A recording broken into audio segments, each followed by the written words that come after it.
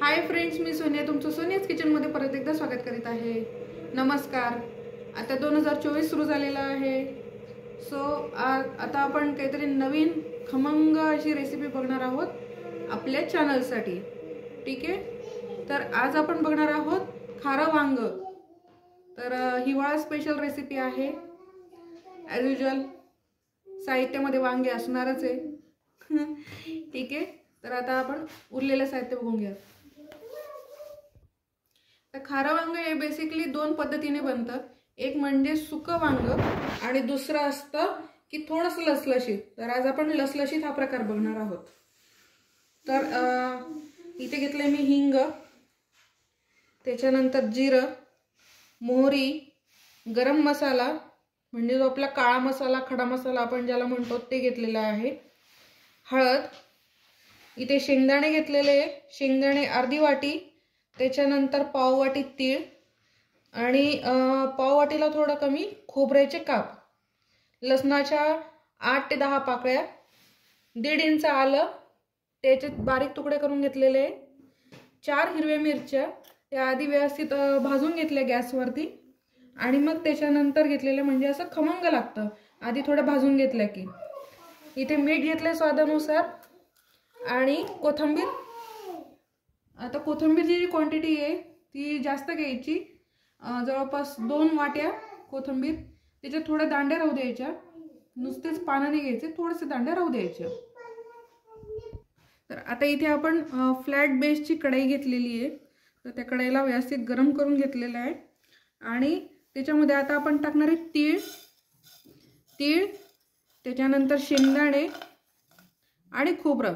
हे आपल्याला व्यवस्थित भाजून घ्यायचं आहे आणि हे भाजताना अजिबात तेलाचा वापर करायचा नाहीये, तसंच सुकं आपल्याला भाजून घ्यायचं आहे। तर मी ते करून घेते, भाजून घेते। आता मिक्सरचं पॉट घ्यायचं आणि मिक्सरच्या पॉटमध्ये जारमध्ये मी टाकते आलं, लसूण, त्याच्यानंतर भाजून घेतलेले शेंगदाणे, खोबरं, तीळ टाकायचं सगळं व्यवस्थित।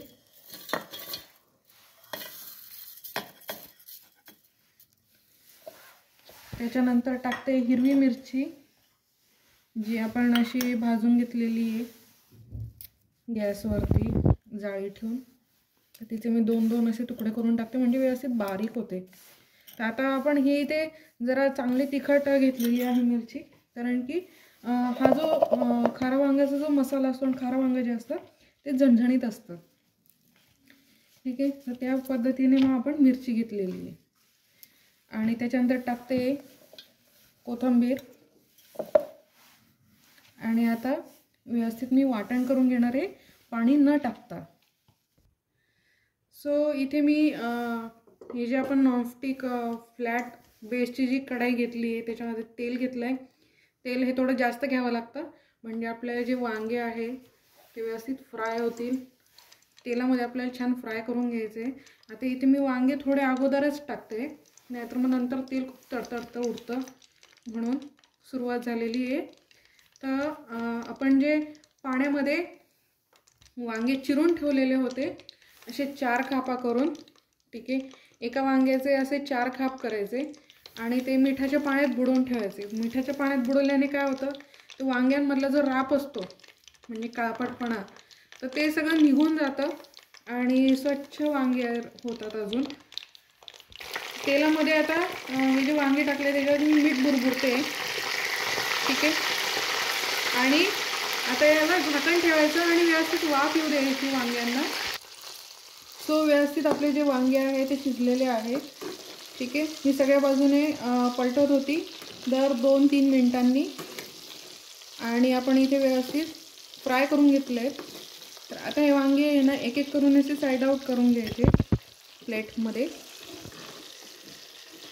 आणि जे तेल आहे ते तसंच राहू द्यायचं, त्याच्यातच आपण तडका देणार आहे आता। बिकॉज वांग्याचा जो फ्लेवर आहे तो फ्लेवर पूर्णपणे त्या तेलात उतरलेला आहे आणि जे खारं वांगं असतं त्याला थोडं तेल हे जास्तच लागतं। आता आपण हे जे मसाला बारीक करून घेतलेला आहे मिक्सीच्या पॉटमध्ये, तर हा मसाला आपण तेलामध्ये टाकणार आहे। जर कधी तुम्हाला वाटलं की तेल खूप जास्त आहे तर तुम्ही थोडंसं तेल काढून ठेवू शकता। तर इथे मी तेलामध्ये फ्लेम जरा लो केलेली आहे आणि हळूहळू टाकणार आहे.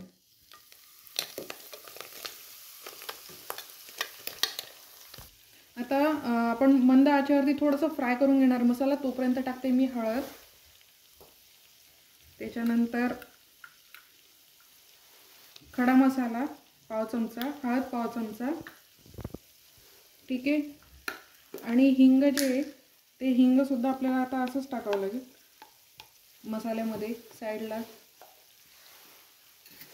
आणि मसाला फ्राय करून घ्यायचा. आता हळद आपण का टाकली, थोडासा कलर येण्यासाठी. आणि खडा मसाल्याची चव जी असते ती खूप यमी बनवते रेसिपीला अजून. आणि टाकतो आपण स्वादानुसार मीठ. थोडं मीठ कमी टाका, कारण की वांग्यांमध्ये आपण फ्राय करताना मीठ टाकलं होतं.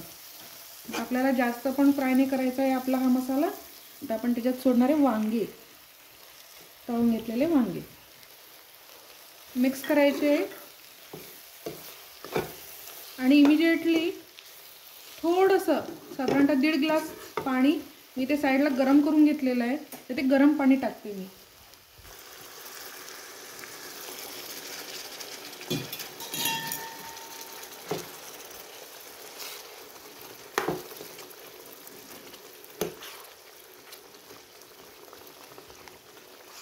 तर वांगे आपण 4 ते 5 मिनिटं मंद आचेवरती शिजवून घेणार आहे.